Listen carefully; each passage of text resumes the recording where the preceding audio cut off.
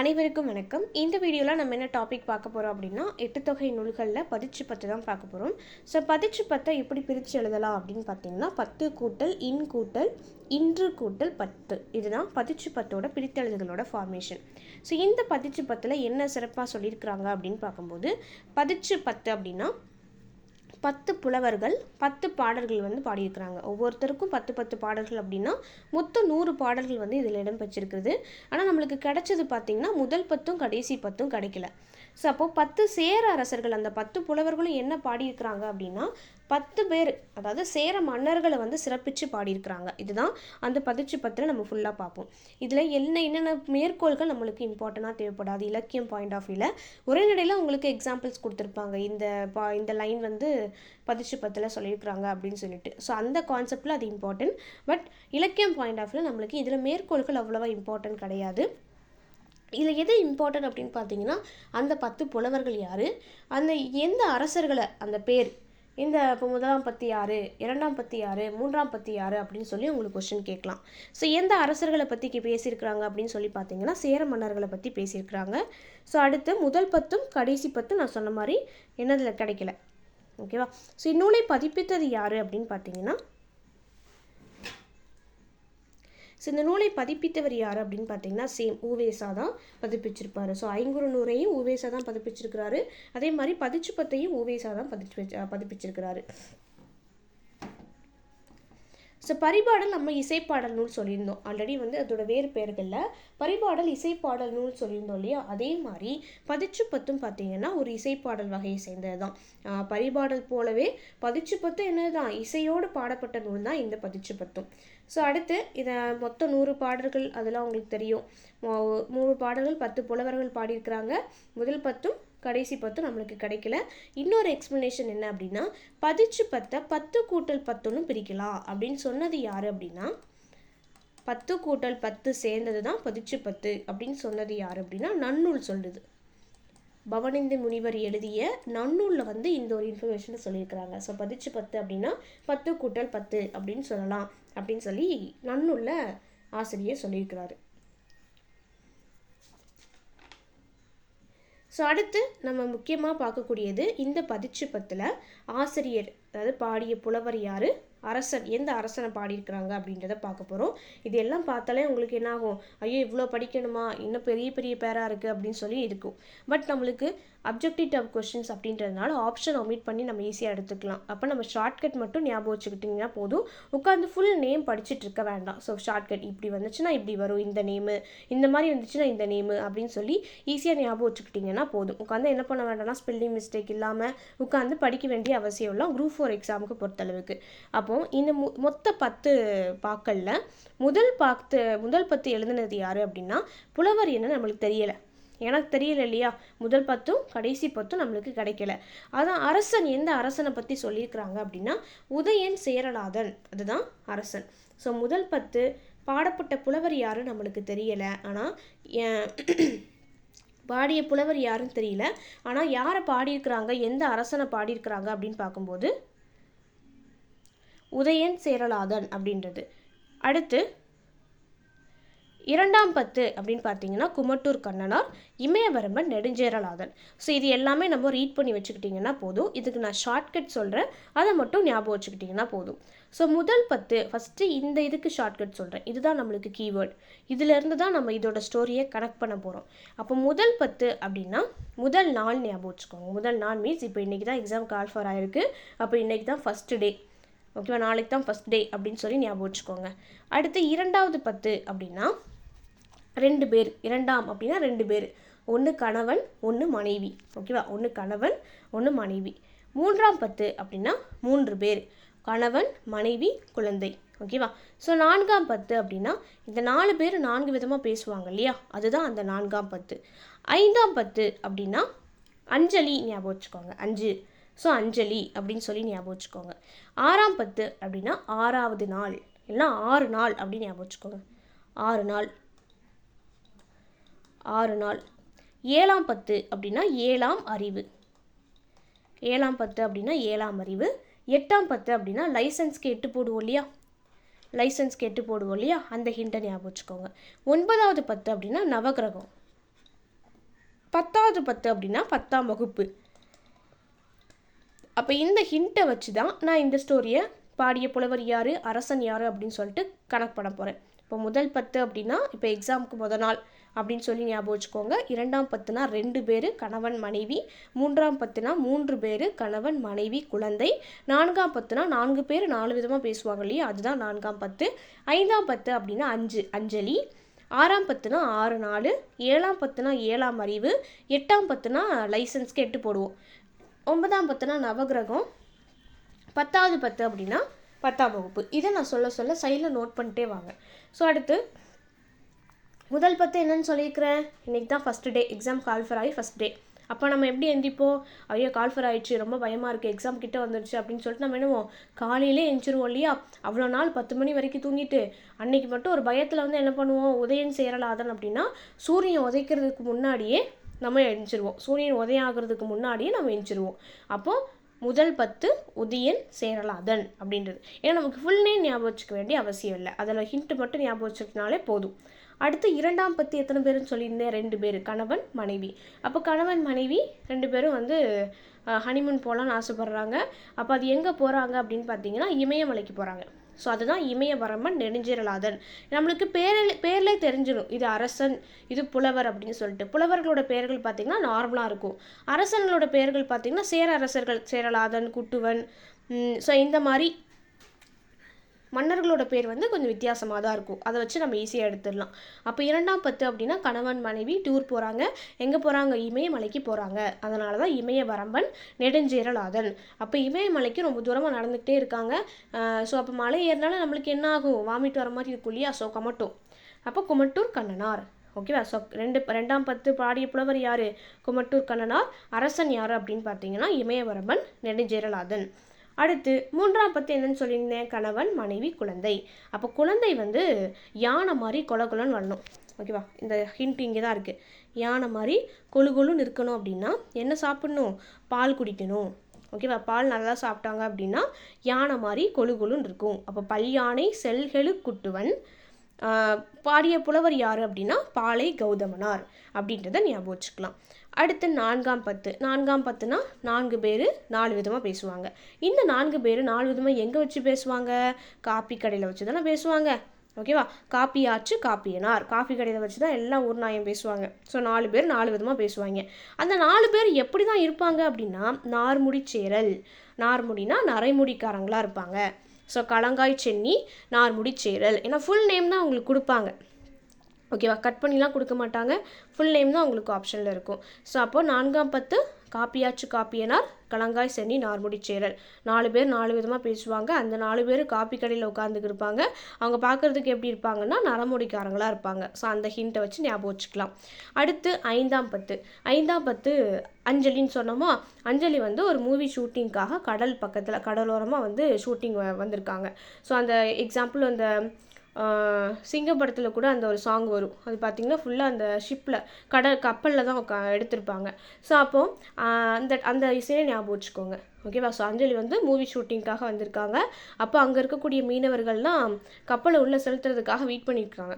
So அந்த டைமில் என்னென்னா இந்த மாதிரி அஞ்சலி மூவி ஷூட்டிங்காக வந்திருக்காங்க அப்படின்னு தெரிஞ்சதும் அப்போ கடல் பிறகு ஓட்டியே செங்கூட்டும் அப்படின்னா கப்பலை பிறகு ஓட்டிக்கலாம், வாங்க அஞ்சலியை பார்க்க போவோம் அப்படின்னு சொல்லிட்டு பரபரப்பாக போகிறாங்க. ஓகேவா, ஒரே ஷூட்டிங் பார்க்குறதுக்கு ஒரே பரபரப்பாக இருக்குது அந்த இடம் ஃபுல்லாக. அப்போ எல்லாருக்கும் மீனவர்கள்லாம் என்ன பண்ணுறாங்க, அப்புறம் பிறகு ஓட்டிக்கலாம், கப்பலை பிறகு ஓட்டிக்கலாம், நம்ம போய் ஷூட்டிங்கை பார்த்துட்டு வந்துடலாம் அப்படின்னு சொல்லிட்டு பரபரப்பாக கிளம்புறாங்க. ஸோ அஞ்சலி பரண்டர் பரபரப்பு, கடற்பிறகு ஓட்டிய செங்கூட்டம் அப்படின்றது கப்பலை பிறகு ஓட்டிக்கலாம், நம்ம போய் ஷூட்டிங் பார்ப்போம் அப்படின்ற மீனிங்கில் வருது. அடுத்து 6ஆம் 10. 6ஆம் 10 என்ன சொல்லியிருக்கிறேன், 6 நாள் அப்படின்னு சொல்லியிருக்கிறேன். இப்போ வந்து நம்ம வந்து வீட்டில் சமைக்கிறோன்னா எல்லா நாளும் என்ன பண்ணுவோம், காக்கைக்கு சாப்பாடு வைப்போம். அப்போ காக்கை பாடினியார், காக்கைக்கு சாப்பாடு வைப்போம். ஏன் அது எப்படி 6 நாள் வரும், 7 நாள் தானே வாரத்தில் அப்படின்னு பார்க்கும்போது 7ஆவது நாள் சாப்பாடு வைக்கல. ஏன் வைக்கல அப்படின்னா வீட்டில் மட்டன் சமைக்கிறாங்க. வீட்டில் மட்டன் மீன்ஸ் ஆடு, மட்டன் ஞாபகம் வச்சுக்காதீங்க, ஆடு சமைக்கிறாங்க, ஆடு வெட்டி கடை வெட்டி சமைக்கிறாங்க. ஸோ அதனால் 6 நாள் தான் சாப்பாடு வைக்கிறோம். 7ஆவது நாள் நான்வெஜ் அப்படின்றதுனால சாப்பாடு வைக்கல. ஸோ நான்வெஜ்ங்கிறது மீன்ஸ் ஆடு ஹோட் பாட்டு சேரலாதன் அப்படின்றத ஞாபகம் வச்சுக்கலாம். ஸோ 6 நாளும் காக்கைக்கு சாப்பாடு வைக்கிறாங்க. ஆனால் ஒரு நாள் தவிர, ஏன்னா அந்த 7ஆவது நாள் ஆடு சமைக்கிறதுனால. அடுத்து ஏழாம் பத்து. ஏழாம் பத்து எப்படி ஞாபகம் வச்சுக்க சொன்னேன்? ஏழாம் அறிவுன்னு சொன்னேன் இல்லையா? ஏழாம் அறிவு அப்படின்னா இப்போ ஃபார் எக்ஸாம்பிள் ஒரு ஸ்டோரி. இப்போ ஹஸ்பண்ட் அண்ட் ஒய்ஃப் இருக்கிறாங்க. அப்போது 2 பேருக்குள்ளே சண்டை நடந்திருக்கு. அப்போ ஒய்ஃப் வந்து ரொம்ப கோவமாக இருக்கிறாங்க. ஸோ அப்போ அவங்கள்ட்ட போய் காஃபி கேட்கணும் அப்படின்றது. ஸோ கோவமாக இருக்கிறாங்க மீன்ஸ் செல்வ கடுங்கோ வாலியாதன். அப்போது கோவமாக இருக்கக்கூடிய ஒய்ஃப்கிட்ட போய் காஃபி வாங்கணுங்கிறது ஏழாம் அறிவை யூஸ் பண்ணால் தான் வாங்க முடியும். ஸோ கபிலர் காப்பி ஞாபகம் வச்சுக்கோங்க. ஓகேவா? ஸோ ஏழாம் அறிவை யூஸ் பண்ணால் தான் செல்வ கடுங்கோ அப்படின்னா கடுங்கோனா கோவமாக இருக்கிறது. அப்போ கோவமாக இருக்கக்கூடிய ஒய்ஃப் கிட்ட காஃபி வாங்குறதுக்கு ஏழாம் அறிவை யூஸ் பண்ணணும் அப்படின்னு ஞாபகம் வச்சுக்கலாம் ஈஸியாக. இந்த ஷார்ட்கட்ஸை அடிக்கடி சொல்லி பார்த்தீங்கன்னா இது மெமரைஸ் ஆயிரும். இதே நீங்கள் இந்த அரசர் புலவர்லாம் போட்டு படிச்சிங்க அப்படின்னா மறந்து எவ்வளோ தூரம் படித்தா நம்மளுக்கு மறந்து தான் போகும். ஏன்னா நிறைய புலவர்கள் படிக்க போகிறீங்க. ஸோ அப்படிங்கிறப்போ இதெல்லாம் நம்ம ஷார்ட்கட் வச்சு படிச்சுக்கிட்டோன்னா ஈஸியாக இருக்கும். அடுத்து 8ஆம் பத்து அப்படின்னு பார்க்கும்போது லைசன்ஸ்ன்னு சொன்னேன் இல்லையா? அப்போ லைசன்ஸை பற்றி என்னென்னா ஒரு கிழவர், ஓகே, ஒரு அரசியல் கிழார் அப்படின்னா ஒரு கிழவர் வந்து லைசன்ஸ் போடுறதுக்காக வண்டி எடுத்துக்கிட்டு வராரு. அப்போது லைசன்ஸ் வாங்கணுன்னா என்ன போட்டு காமிக்கணும்? 8 போட்டு காமிக்கணும். அப்போ 8ஆம் பத்து கிழார் அப்படின்றத ஞாபகம் வச்சுக்கலாம். அப்போது இது ரொம்ப வயசானவராக இருக்கிறாரு. பின்னாடி யாராச்சும் உட்கார வச்சு நம்ம 8 போட்டு காமிக்க வேண்டாம், பின்னாடி யாரும் உட்கார வேண்டாம், அதுக்கு பதிலாக ஒரு அரிசி மூட்டையை வச்சுக்கலாம். நீங்கள்லாம் கீழே தள்ளி போட்டுருவீங்க. அதனால் ஒரு அரிசி மூட்டையை வச்சு நீங்கள் 8 போட்டு காமிங்க அப்படின்னு சொல்லுவாங்க. அப்போ அரிசி மூட்டை அவரும் என்ன பண்ணிடுவானா, அரிசி மூட்டையை தூக்கிட்டு வந்து வண்டியில் வச்சு 8 போட்டு காமிச்சிருவார். அப்போ 8 போட்டு ஒரு கிழவர் வந்து 8 போட்டு லைசன்ஸ் வாங்குறதுங்கிறது ஒரு என்னது ஒரு பெருமையான செயல் இல்லையா? தகடூர் எரிந்த பெருஞ்சேரல் இரும்புரை. நம்மளுக்கு இங்கே இரும்புரை ஞாபகம் வச்சுக்காதீங்க. ஏன்னா கடைசி 3 அரசர்களோட பேரில் இரும்புரை இரும்புரை இரும்புரை இருக்குது. அப்போ அது நம்மளுக்கு கன்ஃபியூஸ் ஆகும். அதுக்கு அப்போ முன்னாடி இருக்கக்கூடிய பேரை வச்சு தான் ஞாபகம் வச்சுக்கணும். அப்போ தகடூர் எரிந்த பெருஞ்சேரல்னா ரொம்ப பெருமையாக இருக்குது. ஒரு வயசானவர் வந்து லைசன்ஸ் 8 போட்டு வாங்கிட்டு அது அரிசி மூட்டையை வச்சுக்கிட்டு, அப்போ அது பெருஞ்சேரல் அப்படின்னு சொல்லி ஞாபகம் வச்சுக்கோங்க. பெருமையாக இருக்குது. அடுத்து 9ஆவது பத்து. 9ஆவது பத்துனா நவகிரகம். ஓகேவா? 9 நவகிரகம் இருக்கும். அப்போது அது எப்படி ஞாபகம் வச்சுக்கலாம்னா குன்றின் மேல் இருக்கக்கூடிய, அதாவது குன்றின் மேல் இருக்கக்கூடிய நவகிரகத்தில் இந்த கிளாரை விட்டுருங்க. ஏன்னா ஆல்ரெடி நம்ம கிழவருக்கு வந்து ஷார்ட்கட் வச்சுருக்கோம். அப்போ ரெண்டும் கன்ஃபியூஸ் ஆகிடக்கூடாது. ஸோ அதனால தான் அரிசிக்கும் தனியாக நான் ஷார்ட்கட் சொல்லியிருக்கேன். அரிசி மூட்டையை வச்சுக்கிட்டு லைசன்ஸ் போடணும். ஸோ அப்போ பெருங்குன்றூர் அப்படின்னா குன்று மேலே இருக்கக்கூடிய நவகிரகத்தை போய் நம்ம சுற்றிட்டு வந்தோம் அப்படின்னா எப்போவுமே எப்படி இருப்போமா? இளமையாக இருப்போமா? இளஞ்சேரல். ஓகேவா? ஸோ நவகிரகம் அப்படின்னா 9ஆவது பத்து. அப்போ குன்றின் மேல் இருக்கக்கூடிய நவகிரகத்தை நம்ம சுற்றிட்டு வந்தோம் அப்படின்னா எப்போவுமே இளமையாக இருப்போம் அப்படின்றது தான் இந்த 9ஆம் பத்துக்கான ஷார்ட்கட். அடுத்து 10ஆம் வகுப்பு. 10ஆம் பத்து அப்படின்னா 10ஆம் வகுப்பு. இது வந்து யானைக்கட்சை மாந்தரஞ்சேரல் இருமுறை. அப்போ யானைக்கட்சையை கூட விட்டுருங்க. நம்ம ஆல்ரெடி யானைக்கு ஷார்ட்கட் வச்சுருக்கோம். மாந்தரால் சேரல் அப்படின்னா 10ஆம் வகுப்பு படிக்கிற ஸ்டூடெண்ட்ஸ்கிட்ட நம்ம என்ன சொல்லுவோம்? ஃப்ரெண்ட்ஸ் கூட சேராத, அவங்க கூட சேராத, இவங்க கூட சேராத, ஒழுங்காக உட்காந்து படி அப்படின்னு சொல்லுவோம் இல்லையா? இப்போ மாந்தரால் சேரல், இப்போ யார் கூடயும் சேரக்கூடாது அப்படின்ற மீனிங்கில் வருது. அப்போ இந்த 10 இவ்வளோதாங்க. இதை மட்டும் நம்ம ஷார்ட்கட் வச்சு படிச்சுக்கிட்டோன்னா போதுமானது. இந்த ஷார்ட்கட்டில் எதுவும் கன்ஃபியூஸ் ஆகுது, புரியாமல் இருந்துச்சுன்னா கிளாஸில் கேளுங்க. அடுத்து நம்ம பார்க்கக்கூடியது பரிபாடல். ஓகேவா? ஸோ பரிபாடல் அப்படின்னு பார்க்கும்போது பரிபாடல் நம்ம ஆல்ரெடி பார்த்துருப்போம். மொத்தம் எத்தனை பாடல்கள் அப்படின்னு பார்த்தீங்கன்னா 70 பாடல்கள். மொத்தம் எத்தனை பாடல்கள் அப்படின்னா 70 பாடல்கள். அதில் நம்மளுக்கு 22 தான் கிடச்சிருக்கு. 22 தான் கிடைத்தது. அதை நான் லாஸ்ட்டு கொடுத்துருக்கேன் பாருங்கள். 70 பாடல்களில் 22 பாடல் மட்டும்தான் கிடச்சிருக்கு. இதை மொத்தம் எத்தனை புலவர்கள் பாடியிருக்கிறாங்க அப்படின்னா 13 புலவர்கள் வந்து பாடியிருக்கிறாங்க. 13 புலவர்கள். அகமும் நான் ஆல்ரெடி சொல்லியிருக்கிறேன் இல்லையா? அகமும் புறமும் சார்ந்த நூல். அகப்பொருளும் புறப்பொருளும் சார்ந்த நூல் தான் பரிபாடல். அடுத்து அடிவரையறை அப்படின்னு பார்க்கும்போது 25லேருந்து 400 அடி வரைக்கும் இருக்குதான். ஸோ அடுத்து ஓங்கு பரிபாடல். இதோட சிறப்பு பெயர் நம்ம ஆல்ரெடி பார்த்துருப்போம். ஒற்றை பதிற்றுப்பத்து, ஓங்கு பரிபாடல், அதுக்கப்புறம் இசைப்பாடல் நூல். தமிழின் முதல் இசைப்பாடல் பரிபாடல் அப்படின்றது மோஸ்ட் இம்பார்ட்டன்ட்ங்க. அதுக்கப்புறம் இம்பார்ட்டண்டான பாயிண்ட்ஸ் என்னென்னா 8 தொகை நூல்கள்லேயே அறம், பொருள், இன்பம், வீடு இந்த 4ஐயும் கூற நூல் எதுன்னு கேட்டாங்கன்னா பரிபாடல். ஓகேவா? நல்லா ஞாபகம் வச்சுக்கோங்க. 8 தொகை நூல்கள்லேயே அறம், பொருள், இன்பம், வீடு அப்படி 4ஐயும் கூறுறது எதுதான்? பரிபாடல் அப்படின்னு சொல்கிறாங்க. அடுத்து பார்த்திங்கன்னா இன்னொரு சிறப்பான பாயிண்ட்டு பாண்டியர்களையும் பாண்டிய நாட்டையும் சிறப்பிக்க தான் பாடப்பட்ட நூல் எதுனது பரிபாடல். பதிற்றுப்பத்து வந்து சேர மன்னர்கள், இப்போ பரிபாடல் என்னது பாண்டிய மன்னர்கள் அப்படின்றத ஞாபகம் வச்சுக்கோங்க. ஸோ இதில் பார்த்தீங்கன்னா புராண கதைகள் வந்து மிகுதியாக கூறியிருப்பாங்க, புராண கதைகளை வந்து மிகுதியாக கூறியிருப்பாங்க. ஸோ நெக்ஸ்ட் இம்பார்ட்டண்டான பாயிண்ட், இதுக்கு உரை எழுதியவர் யார்? உரை எழுதியவர் யார் அப்படின்னா பரிமேலழகர். பரிமேலழகர் நீங்கள் திருக்குறளை கேள்விப்பட்டிருப்பீங்க. ஸோ அவர் தான் உரை எழுதியிருக்கிறாரு பரிபாடலுக்கு. இன்னொன்று பதிப்பித்தவர், உரை எழுதியிருக்கிறது பார்த்துட்டோம். பதிப்பித்தவர் யார் அப்படின்னா சேம் உவேசா. உவேசா தான் வரிசையாக ஐங்குறு நூறு பதிற்றுப்பத்து பரிபாடலுக்கு பதிப்பிச்சிருக்கிறாரு. ஏன்னா உவேசா உங்களுக்கே தெரியும் நிறைய நூல்கள் வந்து பதிப்பிச்சிருப்பார். ஸோ இவர் தான் பரிபாடல் அப்படின்ற நூலையும் பதிப்பிச்சிருக்கிறாரு. ஸோ நெக்ஸ்ட்டு இன்னொரு இம்பார்ட்டண்டான பாயிண்ட், உலகின் தோற்றம் குறித்து கூறும் நூல். கொஷின் கேட்கலாம். உலகின் தோற்றம் குறித்து கூறும் நூல் எதுன்னு கேட்டாங்கன்னா பரிபாடல். ஓகேவா? உலகின் தோற்றம் குறித்து கூறும் நூல் எதுன்னு கேட்டாங்கன்னா பரிபாடல். இது எல்லாமே உங்கள் புக்லேயே இருக்குது. ஜஸ்ட்டு புக் எடுத்து மார்க் பண்ணிக்கிட்டிங்கன்னா போதும். ஏன்னா நிறைய பாயிண்ட்ஸ் இருக்குது, எது படிக்கணும் எது படிக்காது கூடாது அப்படின்றது தெரிஞ்சுக்கணுங்கிறதுக்காக தான் இந்த கிளாஸ். அந்த கணியன் புக்கில் ஃபுல்லாக மார்க் பண்ணிக்கோங்க. அது போக மற்ற பாயிண்ட்ஸையும் ரீட் பண்ணி வச்சுக்கோங்க. ஸோ நெக்ஸ்ட்டு மொத்தம் 70 பாடல்கள் இருக்குதுன்னு சொல்லியிருந்தேன் இல்லையா? இந்த 70 பாடல்களும் எப்படி பிரிச்சிருக்கிறாங்க அப்படின்னா, மொத்தம் திருமாலுக்கு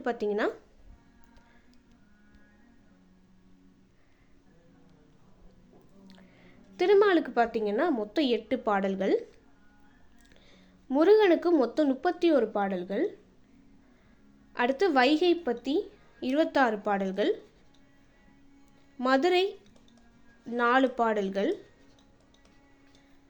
காளி தெய்வத்தை பற்றி ஒரு பாடல். ஸோ மொத்தம் இதை ஆட் பண்ணிங்க அப்படின்னா 70 பாடல் இருக்கும். அதில் நம்மளுக்கு எதில் கிடச்சிது அப்படின்னா 22 பாடல் தானே கிடச்சிது. அந்த கிடைச்சது தான் நான் இங்கே மார்க் பண்ணியிருக்கேன்.